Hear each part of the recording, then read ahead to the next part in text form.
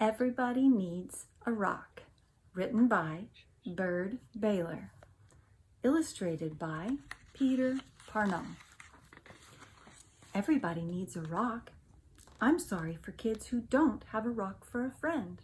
I'm sorry for kids who only have tricycles, bicycles, horses, elephants, goldfish, 3-room playhouses, fire engines, wind-up dragons, and things like that. If they don't have a rock for a friend.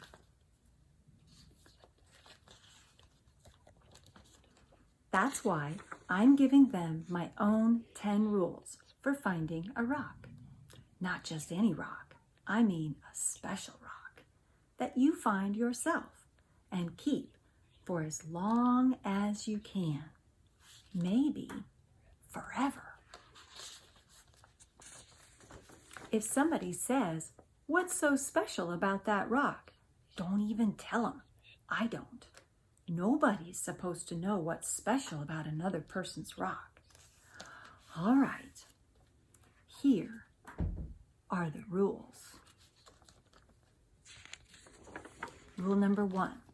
If you can, go to a mountain made out of nothing but 100 million small, shiny, beautiful, roundish rocks. But if you can't, any place will do. Even an alley. Even a sandy road. Rule number 2. When you're looking at rocks, don't let mothers or fathers or sisters or brothers or even best friends talk to you. You should choose a rock when everything is quiet. Don't let dogs bark at you or bees buzz at you. But if they do, don't worry. The worst thing you can do is go rock hunting when you're worried. Rule number 3, bend over. More, even more. You may have to sit on the ground with your head almost touching the earth. You have to look a rock right in the eye. Otherwise, don't blame me if you can't find a good one.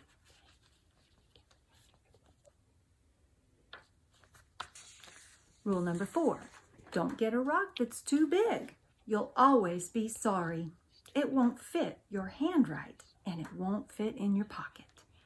A rock as big as an apple is too big.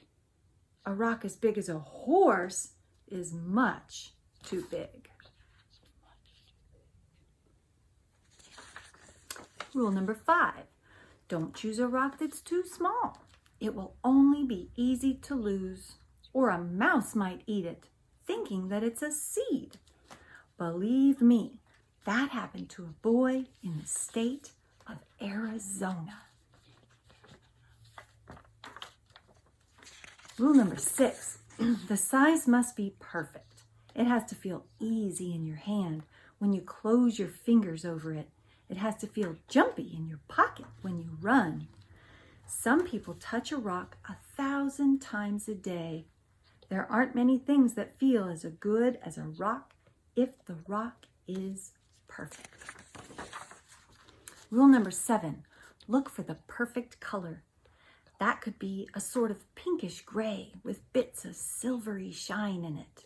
Some rocks that look brown are really other colors, but you only see them when you squint and when the sun is right.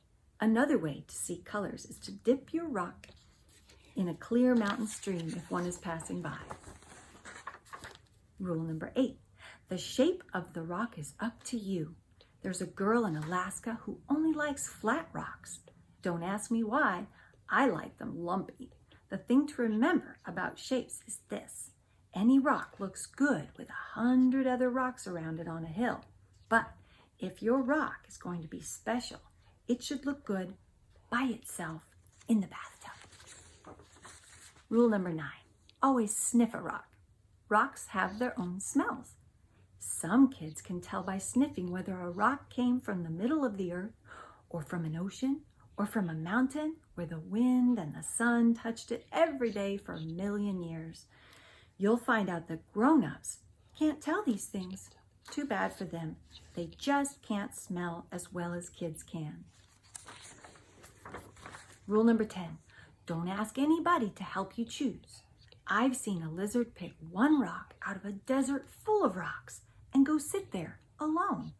I've seen a snail pass up 20 rocks and spend all day getting to the one it wanted. You have to make up your own mind.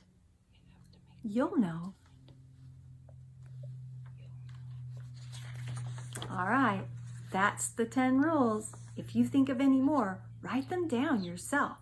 I'm going out to play a game that takes just me and one rock to play. I happen to have a rock here in my hand.